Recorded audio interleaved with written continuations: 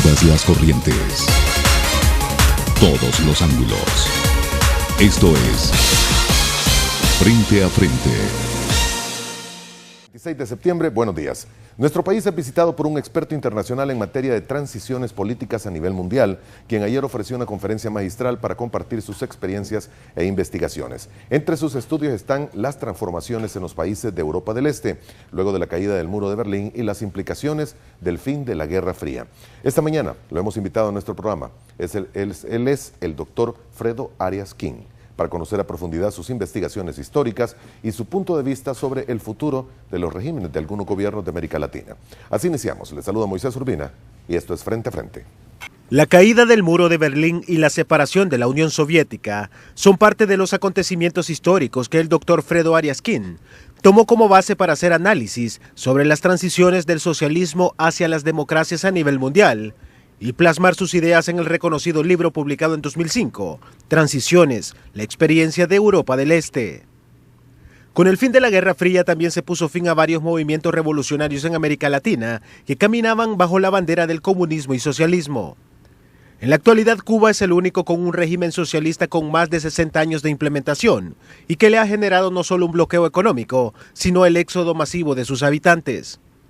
Con la llegada de Raúl Castro al poder, Cuba se ha abierto un poco más en materia política y económica. Jamás nos ha faltado el respaldo y la solidaridad de los pueblos de todos los continentes, en particular los de esta región, que siempre vieron a Cuba como parte indisoluble de nuestra América, que unida en su diversidad avanza con determinación a su segunda y definitiva independencia. El expresidente Hugo Chávez impulsó en Venezuela el denominado socialismo del siglo XXI y creó la denominada Alternativa Bolivariana de las Américas, ALBA, corriente a la que muchos gobiernos de Centro y Suramérica se han adherido ante los supuestos beneficios económicos. Tras su muerte, muchos aseguraron que el socialismo del siglo XXI llegaría a su fin. Sin embargo, el presidente Nicolás Maduro se esfuerza por mantenerlo vigente. Si alguien quiere preguntar qué es el socialismo, es la vida, sí. Es salvar la vida, es consolidar la vida, es proteger a los humildes. Sí. Si alguien quiere preguntar qué es el socialismo cristiano que decimos nosotros los chavistas, es el socialismo que protege a los humildes, a los olvidados de siempre, a los que fueron explotados, a los despreciados de todas las horas. Ese es el socialismo, lo que yo decía. Entre las más recientes investigaciones realizadas por Fredo Arias King está la de los errores en la transición en México, luego que el Partido de Acción Nacional, con su candidato Vicente Fox, ganara la presidencia de aquella nación, poniendo fin a 70 años de gobierno del Partido Revolucionario Institucional, PRI. Vicente Fox se me hace que tiene nexos que no hemos explorado, porque él actuó mucho más como un Yeltsin que como un Havel. Actuó mucho más como un Constantinescu que como un Walesa. En otras palabras, yo creo que Fox venía del previo régimen y tiene más nexos con este de lo que esperábamos, porque su forma de actuar en la presidencia hablaba más de que él era parte del viejo sistema que no. ¿Y qué otros errores? Bueno, pues los de siempre, los que oímos todos los días. El PRI regresó al poder en 2012 a través del actual presidente Enrique Peña Nieto, quien en diciembre cumplirá su primer año de gobierno y en el que se cuestiona la efectividad de sus planes como el seguro de vida para madres solteras, la cruzada contra el hambre y el plan para abatir la informalidad. Para Frente a Frente, Julio Rosales. Bien, buenos días, gracias por estar con nosotros en esta mañana de jueves 26 de septiembre. Nos acompaña Fredo Arias King. Él es conferencista mexicano, escritor y consejero en Relaciones Internacionales. Ha escrito algunos libros y también ha publicado y se publica todavía una revista de la cual es el fundador, precisamente, que habla sobre las transiciones del socialismo hacia la democracia a nivel mundial. Señor, buenos días y gracias por hacer tiempo para acompañarnos esta mañana. Bienvenido. Gracias, Moisés. Un placer estar aquí. Muy bien, ya escuchábamos algunas de las ponencias suyas, escuchábamos también lo que decía Nicolás Maduro, el presidente de Venezuela, y veíamos que usted no asentía perfectamente con todo lo que dijo del socialismo, y el socialismo, incluso el socialismo cristiano, que no sé si es un nuevo término que hay que empezarlo a agregar a los términos. El comunismo es una especie de colección de varias contradicciones. Pero sí dijo Nicolás Maduro una cosa acertada. Dijo, nosotros estamos a favor de la gente que está muy oprimida, etcétera. Lo cual dice que el comunismo solamente llega a países con cuerpos muy enfermos. Si las élites de ese país políticas hacen una economía de mercado liberal, tal como pasó en El Salvador varios años bajo 3 presidentes suyos recientes, o como pasó en la República Checa después del colapso del comunismo, pasó en Estonia o pasó en otros países, Chile por ejemplo, entonces los comunistas no tienen espacio, pero sí cuando hay un cuerpo muy enfermo, por ejemplo la Venezuela, antes de Hugo Chávez, era un cuerpo muy enfermo. Y si hay un país que ha sufrido esos problemas, fue El Salvador, porque ustedes recuerdan, había presidentes venezolanos como un tal Carlos Andrés Pérez, que financiaba la guerrilla en Centroamérica, que apoyaba a Fidel Castro, que le daba cover político y diplomático a Fidel Castro. Y después él se pregunta por qué después de criar esos cuervos regresaron a sacarle los ojos. Entonces, Maduro tiene razón en ese sentido. Cuando hay un cuerpo muy, muy enfermo, cuando hay mucha carroña, entonces aparecen los buitres. Pero en países sanos el comunismo no tiene oportunidad. ¿El Salvador todavía es un país sano? Paradójicamente no. Me sorprende, El Salvador es un caso muy especial para mí. O sea, yo he estado estudiando obviamente las transiciones en Europa del Este, de los 30 países. Yo soy de México. Del Salvador sé algo de rebote, pero las cosas aquí estuvieron muy sangrientas. Después vino unas reformas muy radicales, ¿cómo se llama?, económicas, políticas, y lo hicieron muy bien. Y Salvador empezó a crecer a niveles asiáticos, y de hecho tenía uno de los mejores índices de libertad económica en el mundo. Lo que me sorprende es que su izquierda siga tan radical y tan tajante. Por lo general eso no sucede. Cuando las reformas son muy sanas, la economía empieza a crecer, se desplomó la tasa de pobreza en El Salvador de un 60 o 70% a un 30% antes de volver a subir bajo el gobierno actual. Por lo general la izquierda se civiliza. Entonces yo creo que en El Salvador fue una excepción por todo el dinero que está entrando de países que tienen objetivos geopolíticos contra su bello país. ¿Por ejemplo? Venezuela. Pero países, dijo, ¿habrá más países? Habrá más países, Rusia, Venezuela, Irán, pero yo creo que en esta pequeña alianza que han formado, temporal, táctica, países tan distintos como estos, simplemente para expandir su influencia, etcétera, por varios motivos. Pero El Salvador siempre ha sido una de las principales víctimas de este tipo de maquinaciones extranjeras. Y tengo que admitir, México ha jugado un papel absolutamente vergonzoso. Y yo como mexicano siempre me quiero disculpar ante los salvadoreños por el papel que ha jugado México en Centroamérica y especialmente contra El Salvador. ¿Por qué? ¿Cuál fue el papel? ¿Qué es lo que a usted le causa ese malestar? Sí.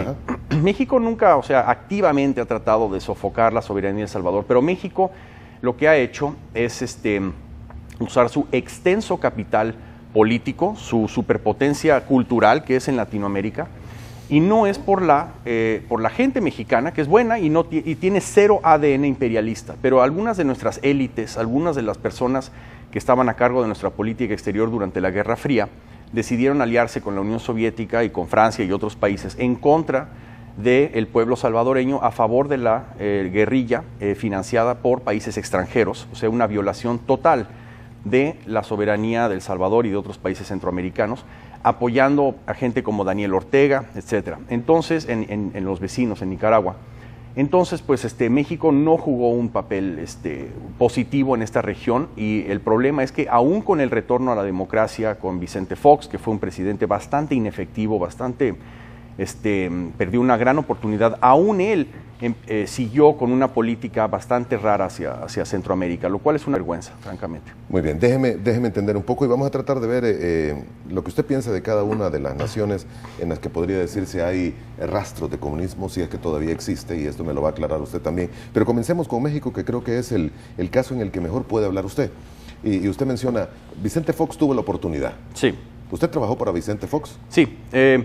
¿En campaña o en gobierno? En campaña. Yo nunca pedí ningún puesto burocrático, político, no quería una carrera así, pero ¿Por qué? No sé, simplemente no me apetece. Yo soy empresario y también soy sovietólogo en mi tiempo libre, pero sí, siempre he sido activista democrático en mi país y en otros.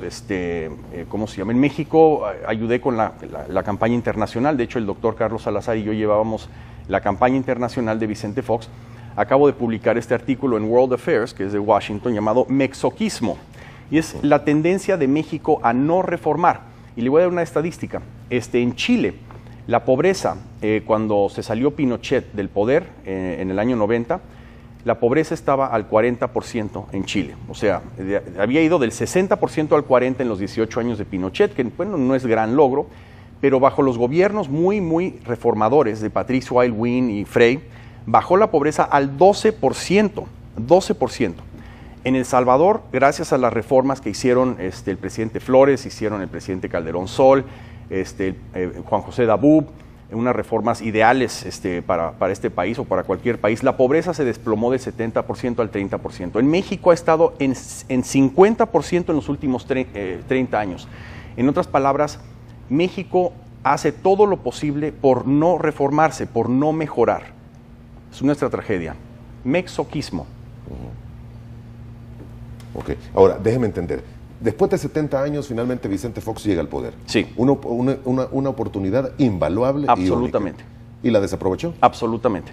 O sea, lo que un polaco analista llamado Leszek Balcerowicz llama la ventana de oportunidad. Cuando cae el comunismo en Polonia en el 89, los polacos que llegaron al poder, el gobierno nuevo formado por Solidarność, usted se acuerda del famoso sindicato de Lech Walesa, Solidarność, forma el gobierno y hace unas reformas. Polonia estaba en una crisis plena económica, social, total, o sea, sin embargo ellos aprovecharon ese momento para hacer las reformas necesarias, radicales, inmediatas, o sea, una cirugía de emergencia. Y Polonia, de hecho, desde entonces ha crecido brutalmente, consistentemente. Es el único país de toda Europa, y eso que hay 40 y tantos países en Europa. Polonia fue el único que creció durante la crisis del 2008. O sea, desde entonces Polonia ha sido la estrella. El problema de México es que desaprovechó muchas oportunidades que hemos tenido a través de la historia, pero Vicente Fox tenía todo el poder en sus manos en el 2000, 2001 para hacer estas reformas radicales. Sin embargo, dejó el viejo régimen absolutamente intacto. Y si hay una lección de todas las transiciones en Europa del Este, del comunismo a varios tipos de regímenes, algunos de ellos democracias muy exitosas, si hay una lección, la ley de hierro, lo que llamamos los transitólogos la ley de hierro, es que cuanto más participan las élites del previo régimen en la nueva realidad política después del colapso de su régimen, peor le va al país. No hay una sola excepción. No hay ninguna excepción. Ni una excepción. Pongámoslo más claro. Cuando se está pasando, dice usted y menciona, de un poder comunista, de un poder socialista. De una dictadura unipartidista, digamos. A un sistema un poco más democrático, mientras más personas del anterior régimen participan, más oportunidad de fracaso hay. ¿Es absolutamente. Así? ¿Y esto ha sido comprobado? Comprobadísimo. Usted vea los 6 éxitos más contundentes de Europa del Este. La República Checa, Estonia, Alemania del Este, siendo un caso especial, Polonia, Hungría, Eslovenia.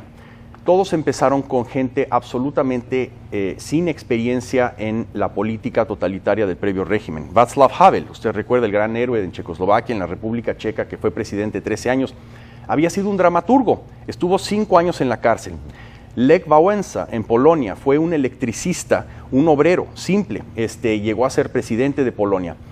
En Hungría, el famoso gabinete de ingenieros y poetas le llamaban, ¿no? Porque era gente no comprometida con el previo régimen, que había estado simplemente en la sociedad, flotando ahí hasta que llegó su oportunidad. Estonia, que fue la transición más contundente, más exitosa de toda Europa del Este, junto con Polonia. Estonia, Mart Laar, que fue el primer ministro, mi gran amigo, tenía 32 años cuando se hizo primer ministro, 0 experiencia en el previo régimen. Su ministro de privatización, que fue la mejor de toda Europa del Este, se llamaba Jan Manitsky, que fue el manager fundador de ABBA en Suecia, un sueco estonio. Entonces, esta gente cumple con lo que dijo Václav Havel, que una frase que hay que tatuarse en el brazo para cualquier país en transición que vaya a transitar de un sistema, no necesariamente unipartidista, pero un sistema disfuncional, podrido, a algo mucho mejor, como se viene en Cuba, como se viene en Venezuela, como se viene en otros países. Tienen que tatuarse lo que dijo Havel: prefiero inexperiencia temporal a sabotaje permanente. Eso en México nunca penetró la conciencia política. Hoy, ¿cuál es la situación de México? Pésima. Pésima. Pésima. Hemos una guerra civil prácticamente, 100,000 muertos en los últimos 6 años, las instituciones totalmente controladas por el previo régimen. Vicente Fox nunca hizo nada para purgar, para reformar esas instituciones, dejó que secuaces del previo régimen, el Partido Revolucionario Institucional, siguieran controlando los procuradores, las finanzas, el Banco Central, la policía política, un largo etcétera. Además de que ya tenían privatizadas las principales empresas, los grandes capitales mexicanos están en manos de esta gente. Entonces, era predecible totalmente el fracaso de la transición mexicana y el retorno del PRI al poder, igual que sucedió en menor escala, obviamente, pero en Nicaragua. Aquí sus vecinos, no hay que ir más lejos que Centroamérica para encontrar ejemplos de lo que estamos hablando. Violeta Chamorro gana en 1990 después de una dictadura unipartidista cruel, donde Daniel Ortega admite haber matado a docenas de indios misquitos, entre varias otras gentes. Entonces eso de que el comunismo ayuda a los pobres y eso, bueno, los mata. Entonces no sé si eso es ayudarlos, ¿no? Pero entonces uno pensaría que Daniel Ortega jamás regresaría al poder. Pero como Violeta Chamorro le dejó a Daniel Ortega el ejército, la policía política, las finanzas y las grandes empresas después de la famosa piñata donde se robaron la mitad de la economía de Nicaragua antes de dejar el poder, Violeta Chamorro toleró todo esto. Era absolutamente predecible que tarde o temprano iba a regresar ese cáncer a Nicaragua y regresó. La famosa regla, aquella que menciona usted de tatuarse en el brazo, no se cumplió. No se cumplió en lo absoluto en Nicaragua y en México tampoco. En Nicaragua tienen un pretexto. Porque en el 90 nadie sabía cómo hacer una transición del comunismo a la democracia, nada más eran pocos meses desde que en Europa del Este estaba comenzando su transición. Pero en México no teníamos ningún pretexto en el 2000, y yo lo advertí desde un principio, desde el 99 yo les estaba advirtiendo que si no cambiaban el régimen priista, iba a regresar el PRI y iba a regresar para quedarse. Vicente Fox llegó con muchas promesas al gobierno. No todos los políticos llegan con muchas promesas, pero el hecho es de que Fox llegó con todo el poder en sus manos y de hecho el previo régimen le estaba entregando su cabeza en una bandeja de plata.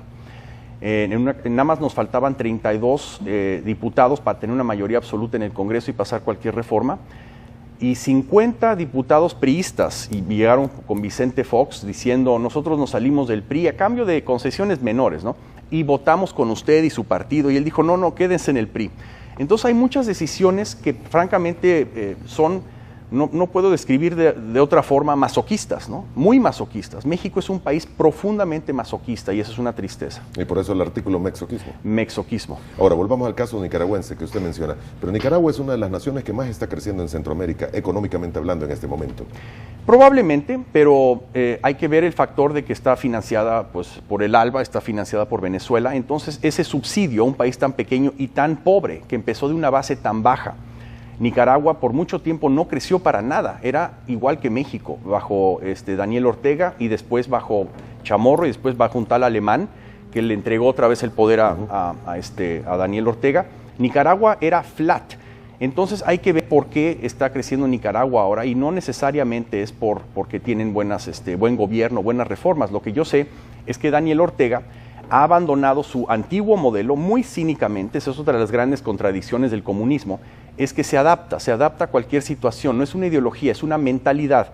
Entonces hoy por hoy Daniel Ortega llega a los negocios, pues digamos como a de televisión o a algún farmacéutico o llega con los empresarios y les dice: tú quieres seguir operando y que no te arruine el crimen organizado o te queme tu fábrica, necesito el 10% de todas tus ventas o todas tus ganancias. Entonces es como el padrino de Nicaragua, ¿no? Si está creciendo, posiblemente están creciendo de una forma con él. No sustentable. Sí, absolutamente. Entonces él dice: tú me das el 10% o si no, no puedes operar aquí. Eso yo no lo llamaría un país normal, un país liberal, un país pujante, creciente. Yo prefiero ver el tipo de crecimiento que existió en El Salvador hace algunos años, que era casi a niveles asiáticos. Yo prefiero ver el crecimiento sustentable, equitativo que Polonia, Estonia y otros países, Chile por ejemplo, han tenido. Ese sí es crecimiento. Este crecimiento ruso que está basado en hidrocarburos o el crecimiento de otros países basado en cosas efímeras pueden no ser sustentables. ¿Qué le dice usted, su olfato analista, sobre lo que puede suceder en Nicaragua? ¿Puede haber nuevamente una transición? Esperemos que sí. El problema es que como se ha adaptado a tal grado Daniel Ortega, quién sabe, como tiene tantos tentáculos ahí, tendríamos que ver el caso de Nicaragua en particular, pero no es impredictible, estas cosas son impredictibles. Venezuela, yo he estado ahí un par de veces ayudando a las fuerzas democráticas de oposición, en esa época Hugo Chávez. Pero Venezuela yo creo que está muy lista para hacer su transición. El problema es que la oposición antes no estaba organizada, pero ahora está mucho mejor organizada. Esto es un hecho que ellos ganaron la elección, la última elección. Radonsky es el presidente legítimo de Venezuela. Maduro no tiene el carisma de Hugo Chávez, se le está acabando el dinero. Si hay una baja en el precio del petróleo a, pues no sé, 80, 70, 60 dólares, posiblemente tenga un serio problema. Aún así tiene problemas balanceando su presupuesto. Eso es buena noticia para El Salvador, porque entonces ellos tienen menos dinero para financiar el candidato de ellos en El Salvador. Regímenes como el de Venezuela, el actual, ¿no son sustentables de acuerdo a su pensamiento? No creo, no. Lleva varios años ya. Sí, pero bueno, a base de una explosión en el petróleo, del precio del petróleo, de los hidrocarburos y como se llama, un contexto geopolítico favorable. Y no se le olvide que Hugo Chávez sí reemplazó un gobierno muy enfermo venezolano. Si yo hubiera sido un venezolano común y corriente en 1998, 99, yo también hubiera votado por Hugo Chávez para deshacerme de ese PRI bicéfalo que tenían en Venezuela. Eran dos partidos sumamente corruptos que se dividían el poder, no importa quién estuviera ahí, se dividían los ingresos del petróleo, apoyaban a la guerrilla en El Salvador, pensaban que con eso podían comprar alguna especie de favoritismo de Fidel Castro. Entonces Venezuela era un cuerpo muy enfermo y no me sorprende que llegó un Hugo Chávez y prometió quemarlo todo. Entonces, pues los venezolanos, la clase política venezolana que hoy se queja de que perdieron su pequeño lucro ahí, pues se mereció a Hugo Chávez. Los que no se merecen a Hugo Chávez son pues la gente común. Usted estuvo en Venezuela, mencionaba que en un par de ocasiones había estado. ¿Antes de Hugo Chávez, durante Hugo Chávez? Durante Hugo Chávez. Lo que hicimos fue llevar a 4 ex líderes de Europa del Este. Pero como uno de ellos es de muy alto perfil, se llama Lech Wałęsa, iba a venir Lech Wałęsa con nosotros, pero Hugo Chávez lo amenazó por televisión, dijo que no podía garantizar su seguridad. Entonces todos los venezolanos se burlaban de Chávez de que él no puede garantizar la seguridad de nadie. En efecto, Venezuela es casi como Afganistán en la tasa de gente muerta en las calles por razones violentas. Pero otros 3 líderes, ex líderes muy importantes de Europa del Este, que no tienen el perfil de Lech Wałęsa, sí pudieron entrar a Venezuela. Hicimos varios actos con la oposición venezolana, con la gente normal, sana, socialdemócratas, cristianodemócratas, gente liberal, gente de prensa, jóvenes. Toda la juventud, por cierto, está en contra de Hugo Chávez, que es un fenómeno interesante, estaba en esa época.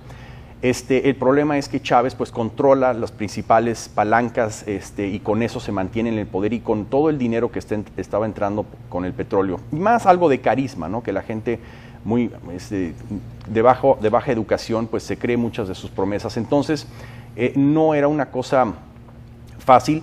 Pero lo que sí me acuerdo es que los venezolanos, a pesar del mal liderazgo de muchos de sus políticos de oposición, de todos modos el pueblo venezolano estaba muy activo, muy entusiasmado para hacer una especie de cambio profundo en Venezuela. Bolivia, Perú, Ecuador, ¿qué opinión le merecen? Bueno, pues estos pobres países, menos Perú, que es más sólido, ¿no? Pero Ecuador y Bolivia, de hecho ahorita en Ecuador, estaba yo en Praga, en el Foro 2000 que empezó Václav Havel, el expresidente checoslovaco, en paz descanse, y sigue anualmente el Foro 2000, y ahí invitamos a varios disidentes de estos países.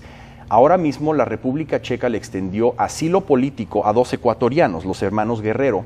Uno de ellos se lanzó de presidente contra Correa. Entonces Correa, pues obviamente le pidió extradición al gobierno checo para poder encarcelar a estos pobres disidentes. El gobierno checo rehusó. Entonces ahora en los periódicos ecuatorianos está saliendo la noticia de que el presidente está persiguiendo a los disidentes de una forma patética. Entonces Ecuador y Bolivia. Perú es un caso sui generis, es muy interesante porque yo también he estado varias veces en Perú.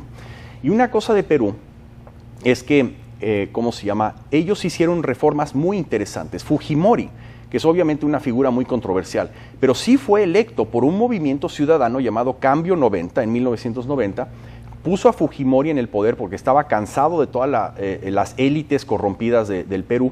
Fujimori hizo unas reformas muy interesantes, muy radicales, como demócrata, antes de que se volvió loco y puso un aparato de espionaje con Montesinos y todo eso. Entonces hay 2 Fujimoris.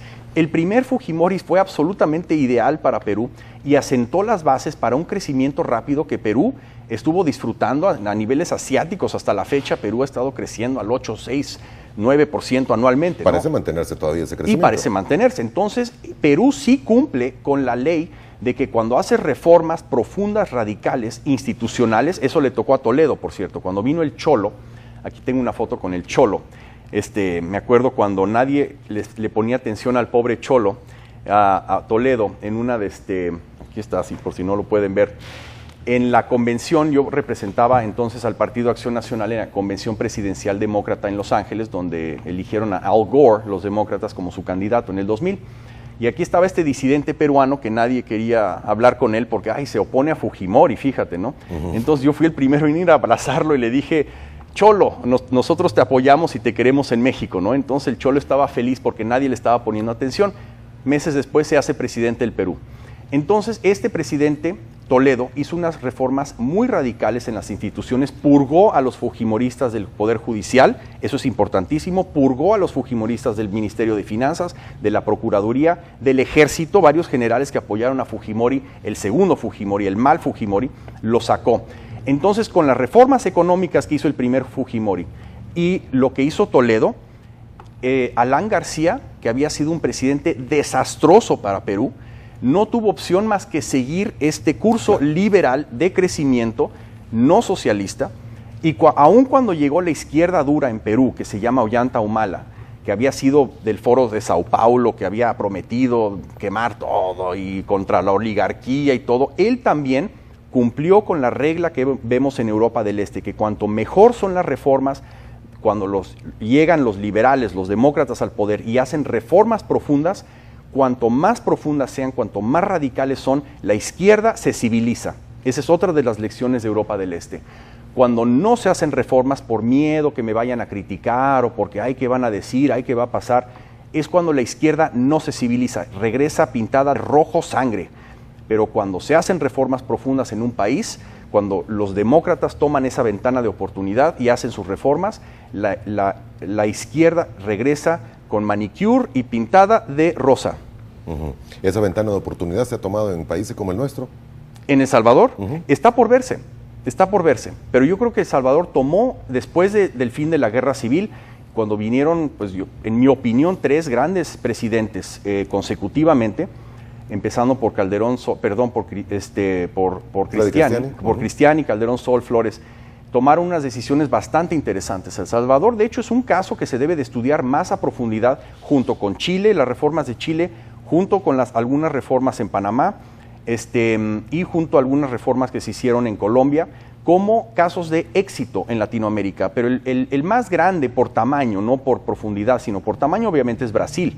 Brasil tuvo 2 presidentes transformadores, uno de ellos en los 50, no sé si recuerda a Juscelino Kubitschek, y hay otro llamado Cardoso, que es más reciente, y los dos, gracias a esos 2 presidentes, porque el resto no valen mucho, pero esos 2 presidentes transformaron a Brasil en la 6ª potencia mundial, que es hoy. Sentaron una base de lo que hoy es Brasil. Absolutamente. Ahora, usted menciona al expresidente Cristiani, al expresidente Calderón Sol, al expresidente Flores, pero no menciona al expresidente Saca. Saca es como Vicente Fox, o sea, en mi muy humilde opinión. Yo no soy experto en El Salvador y francamente creo que estoy en territorio un poquito saliéndome de mi huacal aquí, porque soy especialista de Europa del Este y de México, obviamente, ¿no?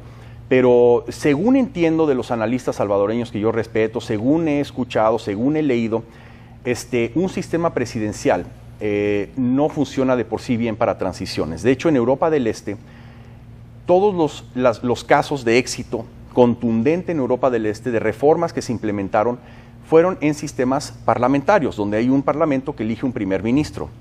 Pero en los sistemas presidenciales, donde la gente se organiza, elige un presidente, ese presidente se puede podrir en el poder y los puede traicionar al mismo movimiento que lo llevó al poder, y simplemente la gente no puede hacer nada para controlar al presidente. Está ahí 6 años, aunque le grites, como hicimos en México a Vicente Fox, oye, le estás regando, estás haciendo las cosas mal. Es como gritarle a un pescado en un acuario, ¿no? O sea, no te oye, no te quiere escuchar.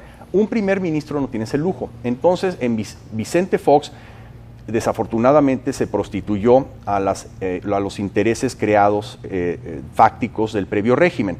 Y lo que entiendo es que el señor Saca hizo lo mismo en El Salvador. O sea, no lo puedo garantizar porque no soy un experto sobre El Salvador, pero yo hablando con la gente reformadora de este país, hablando con las fuerzas políticas de este país, me he dado cuenta de que Saca es muy parecido a Violeta Chamorro o a Vicente Fox. ¿Qué opinión tiene del actual presidente, Mauricio Funes? Pues bueno, según entiendo, es una persona que creo que era periodista además, una persona que el partido de la extrema izquierda de este país quiso poner para ponerse un rostro humano y poner un presidente que no huela a los sangrientos comunistas de la Guerra Fría, de la Guerra Civil en El Salvador, que obtenían apoyo y financiamiento de otros países en total violación de la soberanía de cualquier país, ¿no? Recibir apoyos extranjeros de ese tipo, de la Unión Soviética, de Cuba. Entonces ellos necesitaban tener una cara nueva, pero yo creo que en el fondo el partido de ellos más o menos sigue igual, lo cual es paradójico porque cuando hay, después de la Guerra Fría, muchos de estos comunistas se reformaron o simplemente llegó una nueva generación ya más civilizada, más pintada de rosa. Pasó esto en Polonia, pasó esto en Lituania, pasó en Albania, en Hungría, donde sí regresaron los excomunistas. No se le olvide que el que derrotó a Lech Wałęsa en 1994 como presidente de Polonia fue un tal Aleksander Kwaśniewski, que había sido el último ministro comunista de Deporte y Juventud. ¿Cómo es posible que un comunista derrotó al gran héroe de Polonia, Wałęsa, ¿no? Pero una de las razones es porque prometieron nunca regresar al comunismo, prometieron ser buenos socialistas en el estilo europeo, pintados de rosa y con manicure. Pero en El Salvador y en México lo que vemos es una izquierda que si gana es una izquierda antisistémica. Eso quiere decir que ellos, o sea, que el país está en peligro de perder su soberanía. Vamos a hacer la primera pausa, Fredo, y volvemos. Tenemos que hablar mucho más y tenemos que hablar también del famoso decálogo, yo no sé si es decálogo, los 10 mandamientos, las ideas que usted tiene para mantener las democracias de acuerdo a sus estudios. Una pausa y ya regresamos.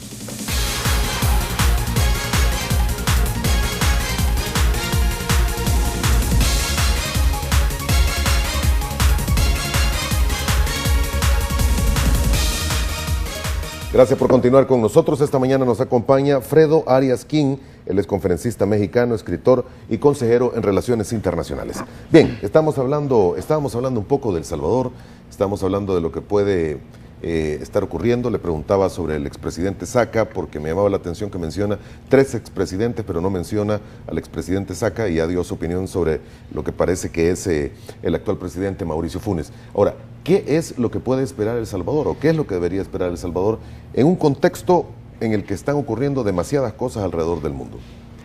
Bueno, pues El Salvador, estábamos mencionando, puede ser lo que se llama el canario en la mina. Los mineros de carbón siempre llevan con ellos un canario, porque la gente no nota cuando hay un gas, o sea, cuando sale gas de cuando están escarbando por carbón, la gente se puede morir después de estar expuesta al gas. Entonces el canario les dice, porque el canario es muy sensitivo al gas, entonces el canario se violenta o se muere o se escapa, y ahí es cuando se sabe, es lo que se llama el canario en la mina. El Salvador ha sido el canario en la mina durante la Guerra Fría, es uno de los países que más sufrió en Latinoamérica y en el mundo por la Guerra Fría, porque aquí estaban financiando los soviéticos un movimiento extraconstitucional. Tenían pues la gente que se tenía que defender. Estados Unidos a veces apoyaba, a veces no apoyaba. Entonces El Salvador perdió creo que 80,000 muertos, una cosa así, ¿no? Y muchos más heridos. Entonces posiblemente El Salvador una vez más sea víctima de la geopolítica. Ahora que está renaciendo, bueno, no solo el Foro de Sao Paulo, que también ha metido mucho dinero a El Salvador, pero también Rusia, que se ha puesto más agresiva, Irán, que se ha puesto igual de agresivo en los últimos años, pero ahora de una forma, digamos, que quieren llegar a armas nucleares, China, que empieza a provocar más y más a países vecinos como las Filipinas, como Taiwán, aún con la India, que es otro gran país, Japón, tienen ahora un conflicto por unas islas japonesas. Entonces, estos países que tienen ambiciones geopolíticas contra sus pequeños vecinos, y eso pues digamos incluye el Foro de Sao Paulo, que incluye a Cuba, Venezuela, Brasil y otros países. Lo más probable es que estén ahorita viendo cómo ganan más territorio en Latinoamérica, ¿no?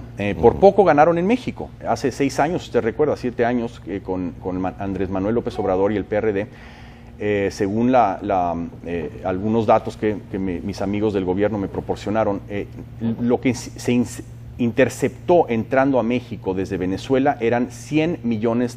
Y eso es lo que el gobierno mexicano en esa época descubrió que iban a financiar a el PRD y a su candidato.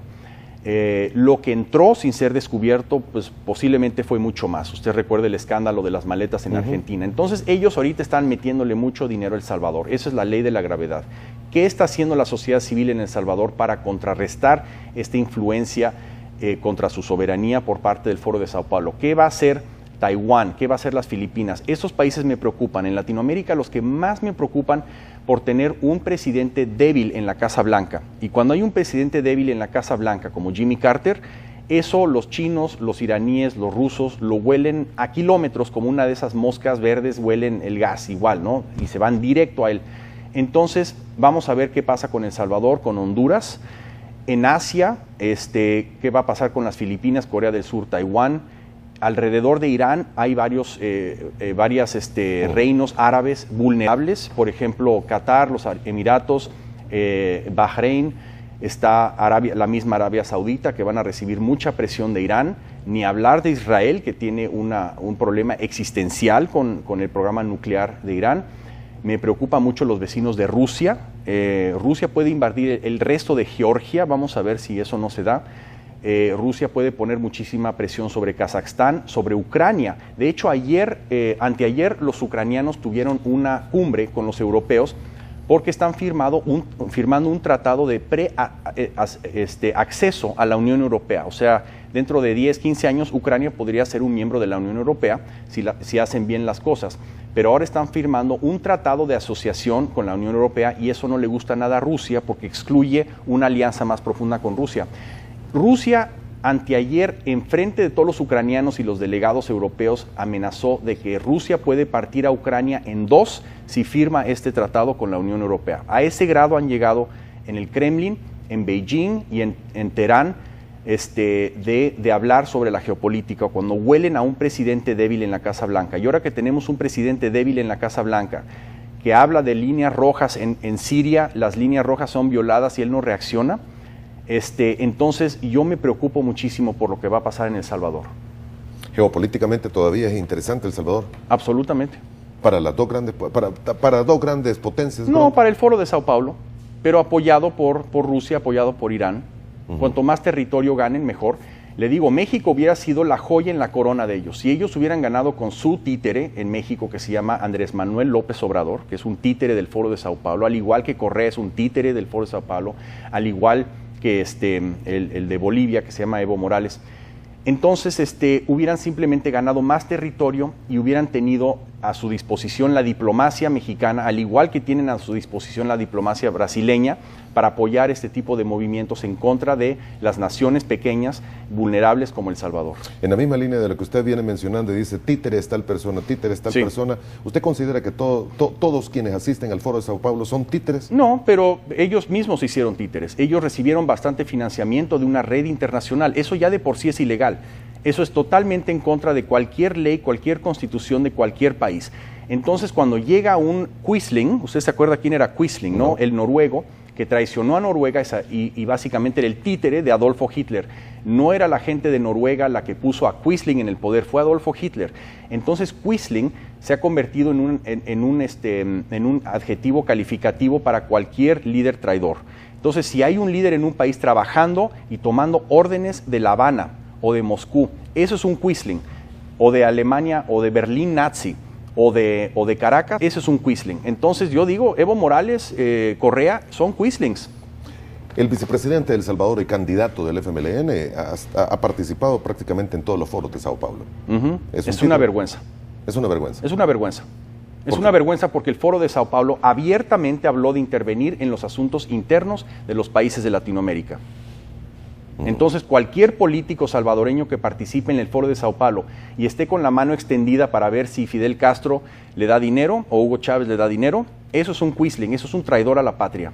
Alba Petróleos, Petrocaribe, ¿son parte de este escenario? No, totalmente. Y me sorprende que El Salvador se ha dejado penetrar por estos capitales extranjeros con fines geopolíticos, porque una cosa es que, no sé, capitales extranjeros siempre son sanos o capitales domésticos son sanos, con tal de que no tengan fines geopolíticos. En otras palabras, si viene un multimillonario, no sé, de Australia, invierte en El Salvador y compra una mina, con tal de que él se acate a las leyes salvadoreñas, pague sus impuestos en El Salvador, sea un ciudadano corporativo respetuoso, él puede traer sus capitales a El Salvador, proveer empleos, sacar sus ganancias como Dios manda en cualquier país liberal que crece, que se maneja bien. Otra cosa muy diferente son estos capitales, por ejemplo, de Gazprom de Rusia, que cuando invierten en Armenia, cuando invierten en Lituania, cuando invierten en Kazajstán, son con fines geopolíticos abiertos. Y lo más chistoso es que Moscú ni siquiera esconde esta pretensión geopolítica con sus grandes capitales de Gazprom, de Rosneft, de Sberbank, de otros grandes aglomerados rusos. Carlos Slim es una especie también de influencia nefasta, aunque México no tiene ningún diseño geopolítico en sí en Latinoamérica. Entonces Carlos Slim es una persona que llega y se le ha acusado de corromper, no solo en México, sino en otros países donde él tiene un monopolio a los políticos, pero no es por razones de ganancia personal y corporativa, pero no es por razones geopolíticas. Entonces yo diría que Slim está en un área gris. Pero un área que no se debe de tolerar son capitales extranjeros con fines geopolíticos. Y me da la impresión de que ALBA es una herramienta estilo Gazprom. Ha estado invirtiendo en escuelas, ha estado invirtiendo en tratamientos de salud para algunas personas, ha estado invirtiendo en el agro, ha estado pagando impuestos y eso es lo que todo el mundo, bueno, lo que dice al menos la propaganda de ellos. Eso lo hacía Al Capone también.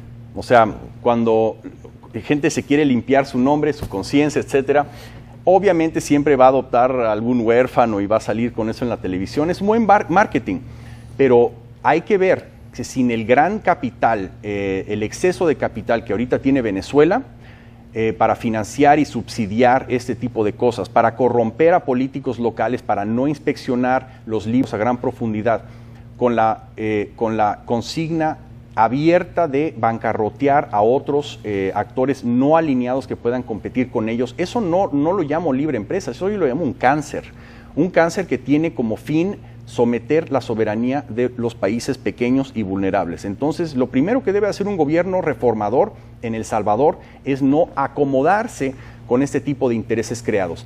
Si en efecto ellos pueden sobrevivir sin el dinero de Hugo Chávez y si no tienen nexos con estas gentes que quieren someter la soberanía de El Salvador, pues entonces, pueden flotar. El problema es que ellos abiertamente hablan de que el ALBA, al igual que Gazprom en Moscú, al igual que algunas compañías chinas o iraníes, tienen fines geopolíticos. Entonces yo invitaría, no sé, inversionistas de Italia o de Australia o de México o de Canadá o de Argentina que no estén alineados con esos gobiernos para invertir en El Salvador, pero yo tendría mucho cuidado con esos capitales venezolanos. ¿Cuál puede ser la finalidad última geopolítica en El Salvador?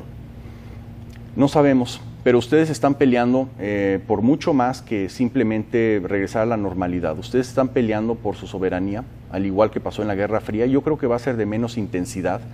Yo no creo que llegue otra vez a haber 80,000 muertos. ¿Pero para qué? Pero háblenle a sus colegas en Venezuela, háblenles a Fidecámaras, creo que se llama esa asociación de empresarios venezolanos que están muy, muy aplastados por el régimen, y pregúntenles cómo es vivir en un régimen así. Muy bien, vamos a la segunda pausa comercial, ya regresamos.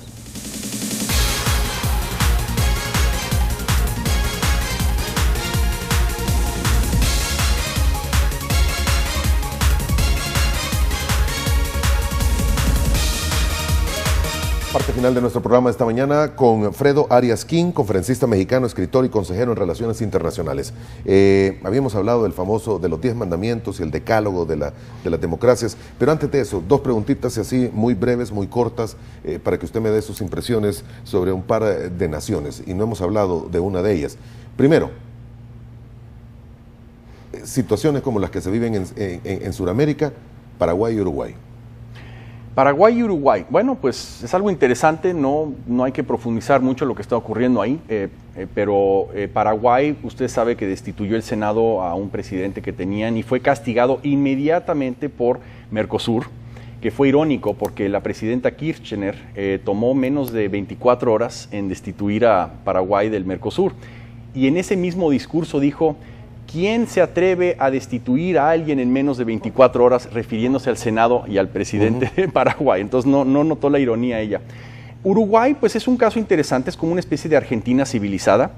De hecho, mis amigos argentinos dicen, y mi libro, por cierto, fue publicado en Argentina, dicen que Uruguay es la mejor parte de Argentina.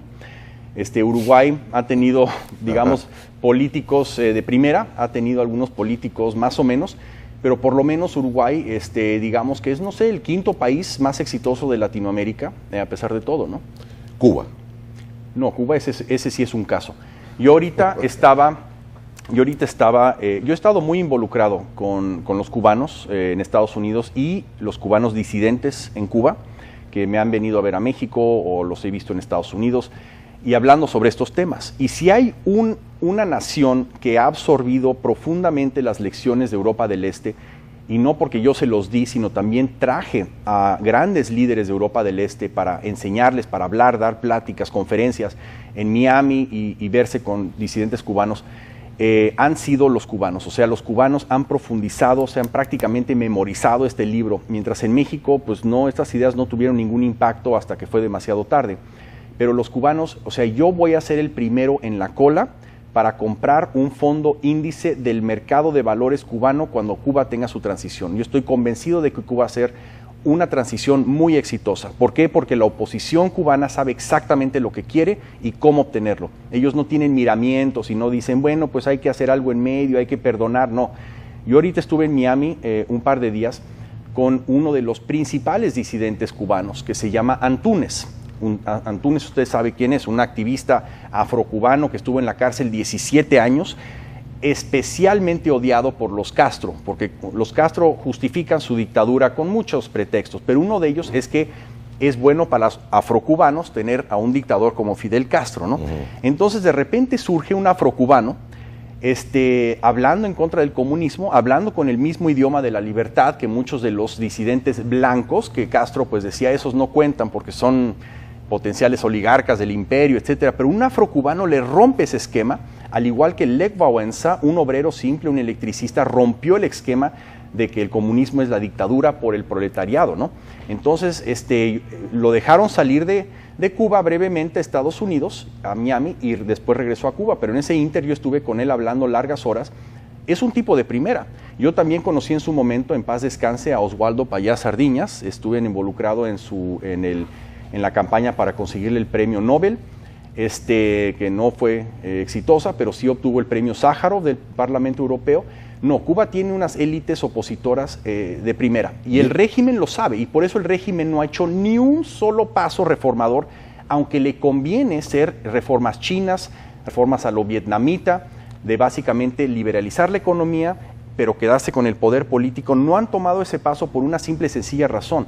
Saben que cualquier modificación en Cuba puede simplemente destrozar ese régimen, se puede colapsar repentinamente y no va a haber rastro cuando caigan ese régimen cubano, no va a haber ni rastro. Cuba va a ser un país normal y va a ser un éxito democrático. Muy bien, y para terminar, los 10 mandamientos de una democracia, los que usted ha formulado, yo creo que se han mencionado bastante a lo largo de esta hora. Sí, ya se lo sabe de memoria, pero uno que me faltó, el más importante, de hecho, yo creo, y más contundente y más relevante para un país como El Salvador, que está a punto de tener una elección, digamos, histórica.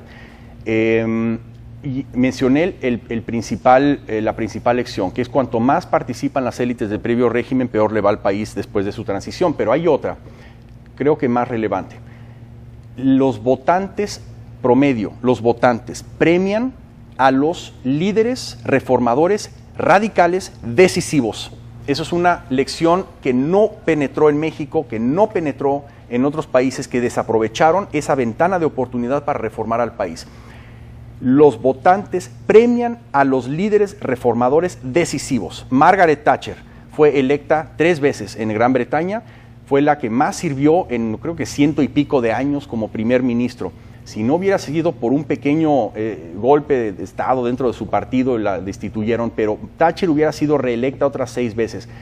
Uribe en Colombia, con 80% de aprobación de la población colombiana, no pudo lanzarse para un tercer round porque no lo permite la Constitución, pero hubiera ganado otras 3 elecciones.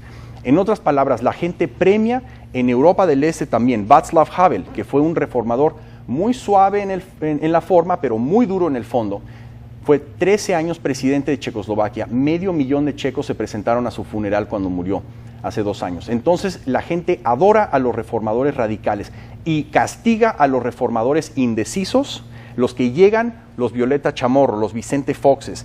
La gente no los quiere y los repudia a la hora de la elección. Eso es importantísimo que lo sepan las fuerzas vivas, las fuerzas organizadas del Salvador, que están ayudando a que El Salvador se sanee, porque si llega otro Saca a este país, entonces van a perder otra oportunidad, igual que perdió México, igual que perdió Ucrania con Yushchenko, igual que perdieron otros países desgraciadamente. Pero la gente premia a los reformadores radicales, liberales, gracias a que la economía crece, gracias a que la gente ve un presidente que está de su lado. ¿Se necesitan reformas radicales y duras? No, absolutamente, absolutamente. En cualquier país, en cualquier situación, pero especialmente en los países con una profunda crisis provocada por políticas socialistas y estatistas y corrompidas. Necesitan un presidente liberal radical. Muy bien. Fredo Arias King, conferencista mexicano, escritor y consejero en Relaciones Internacionales, ha sido nuestro invitado esta mañana. Gracias por su tiempo. Al contrario, Moisés, muchas gracias a usted. Vamos a estar conversando. Gracias, buenos días. Y le esperamos mañana, si Dios así lo permite, a la misma hora. Buenos días.